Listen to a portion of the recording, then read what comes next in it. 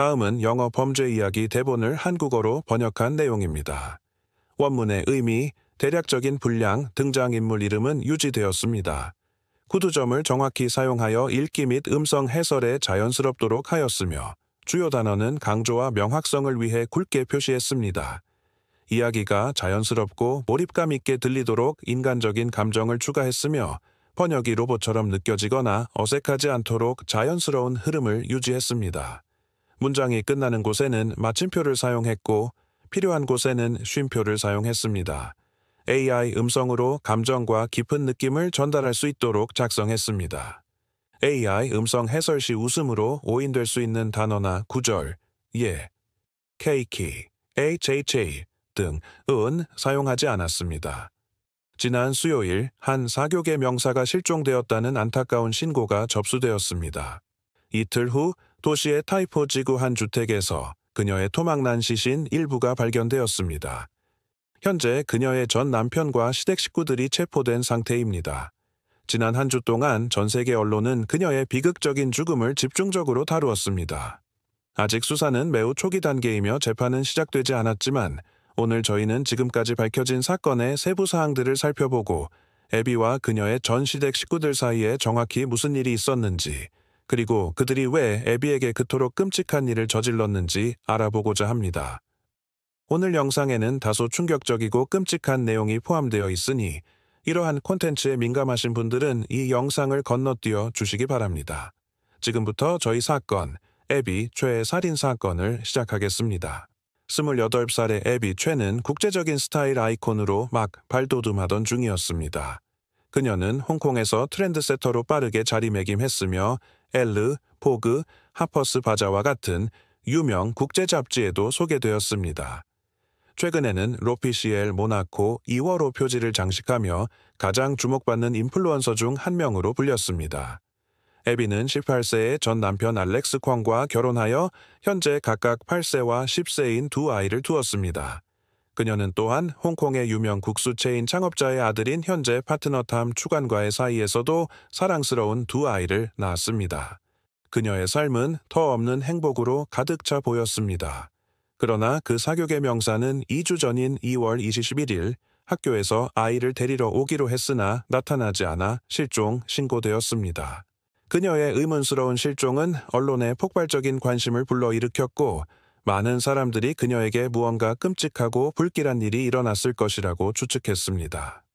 그녀가 실종된 당일 그녀의 개인 운전기사이자 사업 파트너였던 최의 전 시동생 앤서니, 콘기 그녀를 카두리 힐로 데려다 주었으며 그들은 함께 그녀와 전 남편 사이의 딸을 데리러 갈 예정이었던 것으로 파악되었습니다.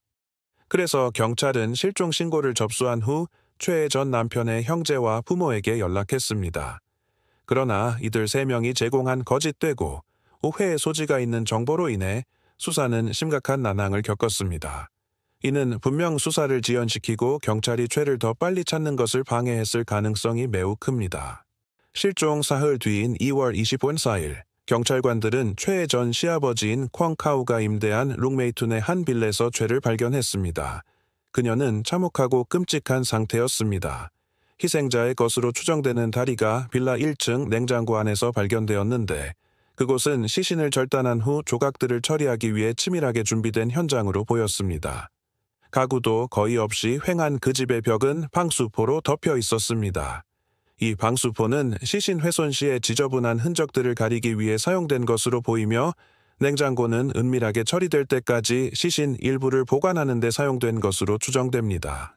현장에서는 고기 분쇄기, 전기톱, 그리고 인체 조직이 담긴 2개의 냄비가 발견되었으며 2종류의 절당이, 망치, 안면 보호구, 검은색 비옷, 그리고 최보라색 핸드백도 함께 발견되었습니다. 그것은 그녀가 실종 당일 들고 있던 바로 그 가방이었습니다. 그녀의 다리는 냉장고 안에서 발견되었지만 당시 그녀의 머리, 몸통, 그리고 손은 여전히 사라진 상태였습니다. 그러나 며칠 후 경찰이 그 빌라에서 발견한 2개의 커다란 탕기 중 하나에서 애비 최의 것으로 보이는 두개골과 몇 개의 갈비뼈가 발견되었습니다. 경찰에 따르면 깊이 50cm, 지름 40cm 크기의 탕기 중 하나는 거의 가득 차 있었고 두꺼운 지방, 녹색, 무와 당근, 그리고 인육으로 보이는 살점으로 덮여 있었다고 합니다.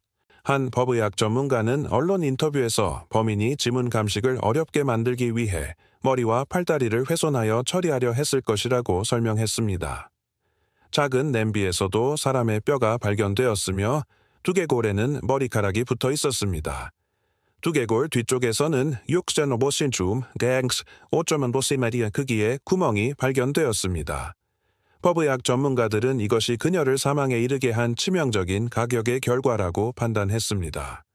그녀의 몸통과 손을 포함한 신체 일부는 여전히 행방불명입니다. 범행 현장에서 수습된 7인승 차량 내부에서도 여러 개의 핏자국이 발견되었는데 이 차량이 애비가 공격당한 차량일 가능성이 있습니다. 경찰은 즉시 최 전 시동생과 전 시댁 식구들을 체포했지만 그녀의 28세 된 전 남편 알렉스 콴은 어디에도 보이지 않았습니다. 최의 친구 파오 조이는 콴의 체포에 결정적인 정보를 제공하는 사람에게 200만 홍콩 달러의 현상금을 내걸었습니다. 도리스로 알려진 대만의 한 인터넷 유명인도 자신의 100만 홍콩 달러를 현상금에 더했습니다. 그리고 2월 25일 오후 1시경 경찰은 알렉스 콴이 쾌속정을 타고 도주하려 한다는 정보를 입수하고 퉁청개발 부두에서 그를 극적으로 체포했습니다. 용의자에게서는 약 400만 홍콩 달러 상당의 고급 시계와 50만 홍콩 달러의 현금이 발견되었습니다. 경찰에 따르면 알렉스 콴은 홍콩 센트럴의 아트 스카이 타워에 있는 한 고급 아파트에 숨어 있으려 했으며 이 아파트는 최 전 시아버지의 내연녀인 민치 윙이라는 여성이 임차한 것으로 알려졌습니다. 그녀 또한 이후 최 전 남편을 돕기 위해 고급 아파트를 임대한 혐의로 체포되었습니다. 알렉스 콴은 홍콩 경찰서에서 몸이 좋지 않다고 호소하여 퀸 엘리자베스 병원으로 이송되었습니다. 이후 2월 27일 최 전 남편, 그의 형제, 그리고 전 시부모는 모두 살인 및 사법방해 혐의로 법정에 출두한 후 포석 없이 구속 수감되었습니다. 토막 살해된 사교계 명사 애비 최의 사라진 신체 부위를 찾기 위한 수색이 계속되는 가운데 2월 28일 100명 이상의 경찰관들이 홍콩의 한 쓰레기 매립지를 샅샅이 뒤졌습니다. 이는 타이포 빌리지 범행 현장 인근의 보안 카메라 영상에서 용의자가 그녀의 시신 일부가 발견된 아파트에서 인근 쓰레기 수거장으로 이동하는 모습이 포착된 후였습니다. 그녀는 알렉스 콴과의 사이에 두 아이를 둔 어머니였습니다. 도대체 왜 콴 가족은 그녀를 그토록 잔혹한 방식으로 살해해야만 했을까요? 범행 동기는 아직 확실히 밝혀지지 않았지만 현지 언론 보도에 따르면 최는 고가의 부동산 분쟁으로 인해 살해되었을 가능성이 있다고 합니다. 애비 최는 중국 본토와 거래하는 건설 사업을 운영하는 부유한 가정의 세 딸 중 맏이었습니다. 이혼 후에도 초에는 알렉스 콴의 가족을 경제적으로 지원했던 것으로 알려졌습니다. 그녀의 전 시댁 식구들은 그녀 소유의 고급 아파트에 살았고 그녀는 전 시동생이 집을 구매하는 것도 도왔습니다. 그녀는 한때 그녀의 개인 운전 기사이기도 했던 앤서니 콴과 팬케이크 가게를 운영하기도 했습니다. 앤서니의 것으로 추정되는 인스타그램 계정에는 최의 생일을 축하하며 그녀를 누나 시스라고 부르는 다정한 사진들이 여러 장 있었지만 경찰은 이 관계가 지난해 최가 전 시아버지 명의로 구입했던 7천만 홍콩 달러 상당의 부동산을 매각할 계획을 세우면서 틀어지기 시작했다고 말합니다. 최가 콴 가족에게 새 집을 찾아주겠다고 약속했음에도 불구하고 이 부동산을 매각하려는 최의 결정은 그녀의 전 시아버지 콴 카오를 극도로 격분하게 만들었고 그의 격렬한 반대에 부딪혔습니다. 2월 초 그녀가 잔혹하게 살해된 장소를 임대한 전 시아버지가 이 살인을 계획하고 주도한 것으로 강력히 의심되고 있습니다. 콴 카오는 전 홍콩 경찰 경사로 2001년 근속 훈장을 받고 2005년에 퇴직했습니다. 한 중국어 신문은 그가 과거 여성 성폭행 혐의로 기소된 후 강제로 사임해야 했다고 주장했습니다. 분명히 이 뉴스는 그의 신뢰성에 심각한 의문을 제기합니다. 그의 아들 알렉스 콴 또한 자신만의 범죄 기록을 가지고 있을 가능성이 있습니다. 현지 경찰은 그가 금투자 사기에 연루되어 다른 범죄로 6년 동안 도주 중이었다는 사실도 밝혔습니다.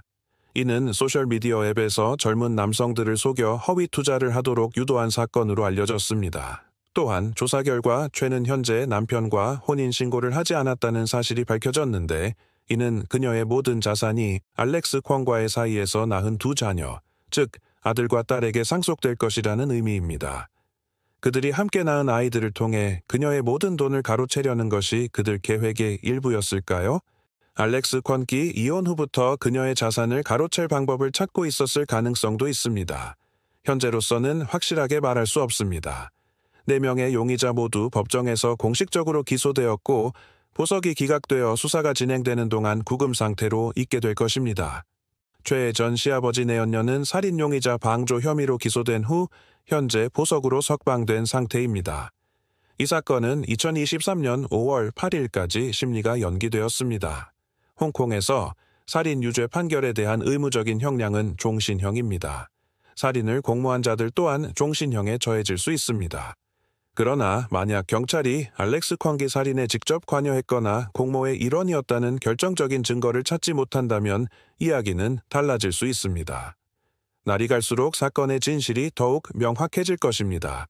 최의 부모님과 그녀의 가스 남편, 파트너 은 그녀의 갑작스러운 죽음 후 엄청난 충격과 깊은 슬픔에 빠져 있습니다.